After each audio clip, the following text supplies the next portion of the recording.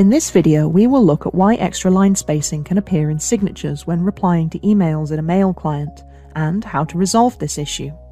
This issue occurs when the mail client adds its own line height values to the email signature, causing double line spacing. To resolve this issue, we recommend setting your line height value to 2 points higher than your font size. To change your line height, open your signature template in the Signature Designer. Select the outermost layer of the signature to incorporate all of the template elements. In the Properties pane, the font size and line height values are found in the Text properties. Ensure your font size and line height values are set to be entered in points, pt. Then enter a line height value. We recommend the value be 2 points higher than your font size. Select Save Changes to save your signature template.